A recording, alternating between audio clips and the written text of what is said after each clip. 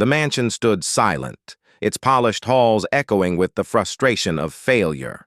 For years, the billionaire's only son, gifted every luxury but never discipline, failed test after test, disappointing his father, his teachers, and himself. Private tutors came and went, each leaving with the same grim conclusion: the boy was unteachable. But then, someone new walked through the servants' entrance. A maid, quiet, observant, and underestimated. She wasn't hired to teach, but to clean. Yet in her presence something shifted. No one could have imagined that a black maid, dismissed by the household as invisible, would uncover the boy's hidden brilliance and expose the prejudice buried within these grand walls. In a sprawling estate outside the city, wealth was displayed. In every corner, marble staircases, chandeliers, and walls lined with rare books. Yet behind the grandeur hid a growing shame. The billionaire's son, William, was known not for his privilege, but for his failures. Despite elite schooling, personal tutors, and endless resources, his grades tumbled. His father's pride cracked with each report card, and whispers spread among the staff. What good is wealth if the heir can't read beyond a child's level? The boy withdrew further, carrying the weight of expectation and humiliation. Tutors treated him like a lost cause, speaking to him as though he were incapable of thought. Servants pitied him quietly, but none dared to interfere. After all, their jobs depended on silence. Then came Maya. She was hired not for her pedigree but for her persistence. A black maid in a mansion where appearances mattered more than humanity, Maya was expected to serve quietly, unseen, and unquestioned. But she noticed things others ignored. She noticed how William's hands trembled when he opened a book, how his eyes skipped words, not because of laziness, but because the letters seemed to scatter and blur. Unlike the others, she didn't see. A spoiled boy wasting opportunity. She saw a child trapped inside walls of misunderstanding. She had grown up facing her own walls built of racism, lowered expectations, and doors slammed shut before she could knock. That experience had given her a kind of sight no textbook could provide. The household laughed at the thought of a maid teaching the boy what elite tutors could not. But slowly, quietly, Maya began to show William that learning wasn't about impressing his father or proving his worth. It was about discovering his own voice. Maya's role began in small moments.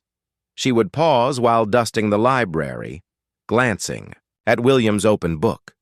When she saw him struggle, she didn't sigh or scold as others had. She simply guided his finger to the words, helping him sound out letters one by one. At first, William resisted, humiliated that a maid, someone his father barely acknowledged, could see his weakness. But Maya never mocked, never judged. Her patience disarmed him. The more time they spent together, the clearer the truth became. William wasn't stupid, he was dyslexic. Every tutor, blinded by the pressure of his last name, had missed it. They assumed failure came from laziness, not a condition that required understanding and adaptation. Maya recognized the signs because she had helped her younger brother who shared the same struggle. But in the mansion, recognition meant little. For the billionaire, appearances were everything. He wanted results, not explanations. And if he discovered that his son was learning from a maid, the consequences for Maya could be severe. So their lessons remained hidden, tucked between the daily routines of dusting shelves and folding linen. As weeks passed, William transformed. He no longer avoided books. He attacked them, word by word, sentence by sentence. His confidence grew in quiet increments. For the first time, he felt seen not as a failure, but as someone capable of progress. Yet tension brewed beneath the surface. Other staff whispered. Some sneered that Maya was overstepping her place. Others warned her she was risking her job. One evening, as William proudly read a full passage without stumbling, the door creaked open. His father stood in the doorway, disbelief and outrage frozen on his face. What followed would change not only William's future, but expose the deep-seated prejudice that thrived even in the most gilded halls. The billionaire's face twisted with fury.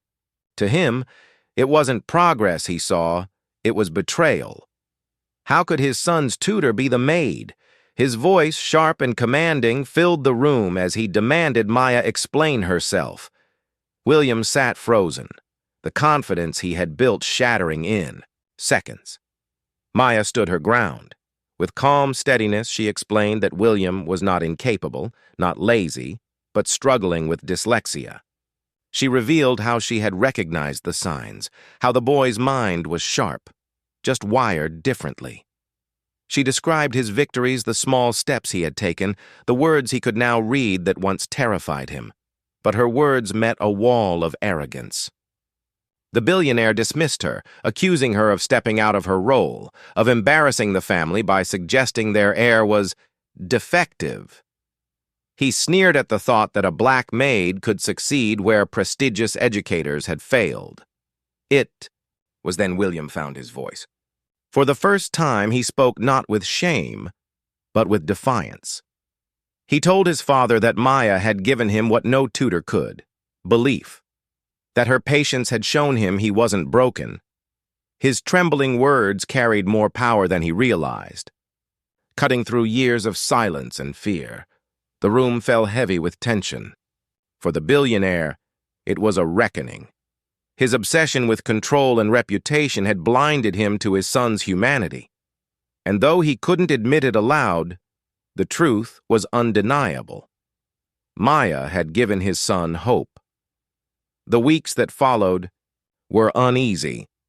The billionaire, though pride kept him from apology, could not erase what he had witnessed. He quietly brought in specialists who confirmed Maya's observations. William had dyslexia, but it was Maya's groundwork that allowed him to embrace the help he needed. Maya remained in the mansion, though her role had forever shifted. She was no longer invisible, no longer dismissed as just the maid. She became the quiet architect of William's transformation. Though she received little credit publicly, William knew the truth and carried it with him as his greatest lesson. For William, the change was profound.